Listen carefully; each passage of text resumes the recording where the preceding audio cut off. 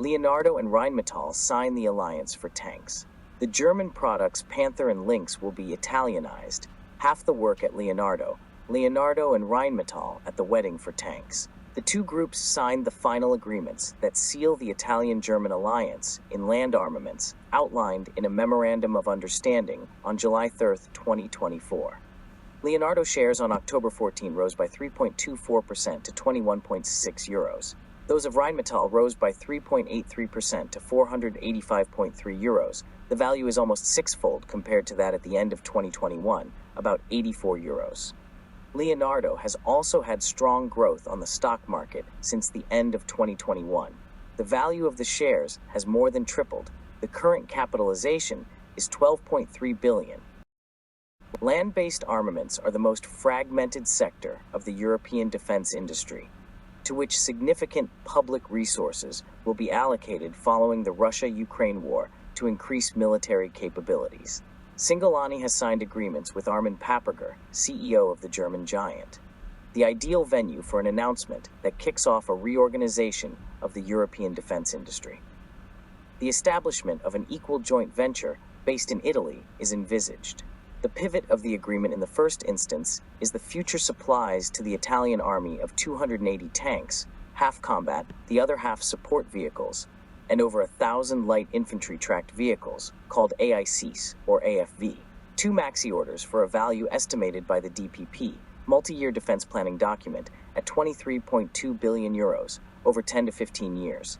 The JV will have to manage future contracts, not yet signed, with the Italian defense. It will have personnel but no production plants.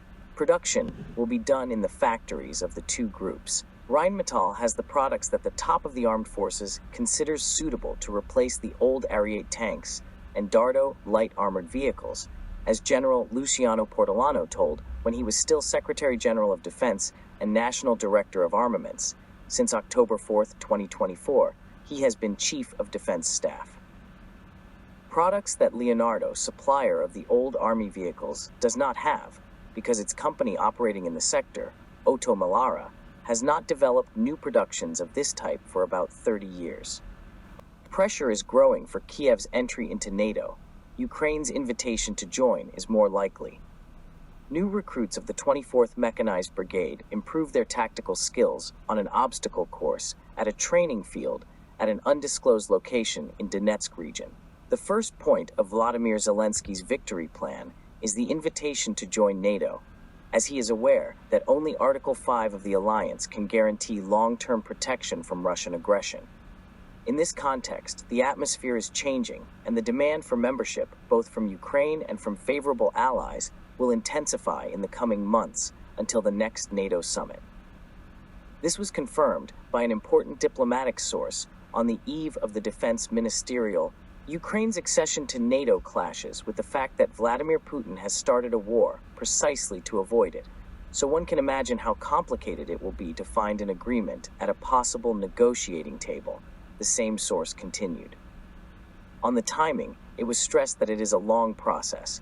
Ukraine is not Sweden or Finland. The path of reforms necessary to enter the alliance will be complex, and first of all, a stabilization of the front will be necessary.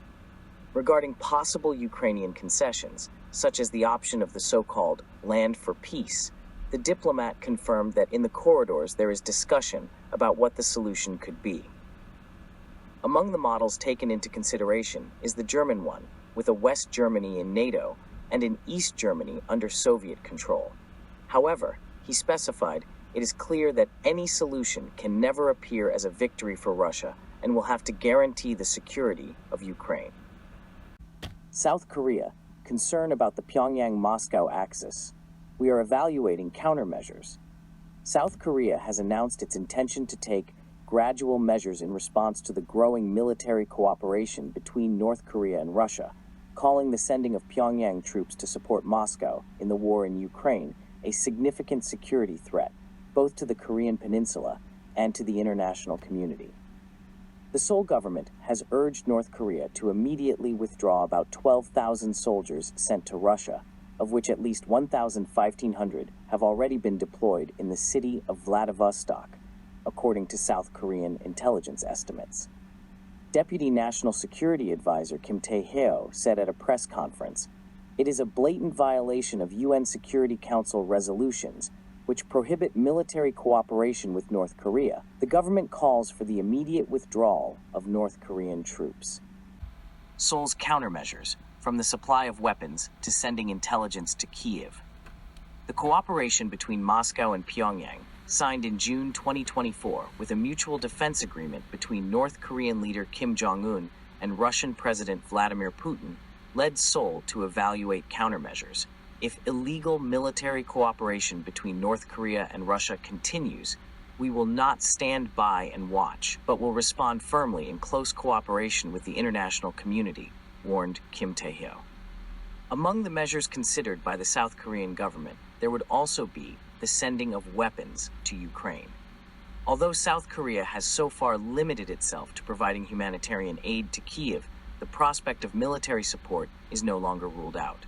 Another scenario being studied involves sending South Korean intelligence officers and experts on North Korean affairs to Ukraine. These could be tasked with conducting interrogations and providing translation services in the event that North Korean soldiers are captured by Ukrainian forces. Beyond that, they could share crucial information about the North's military tactics and operations, thus providing a strategic advantage to Kyiv.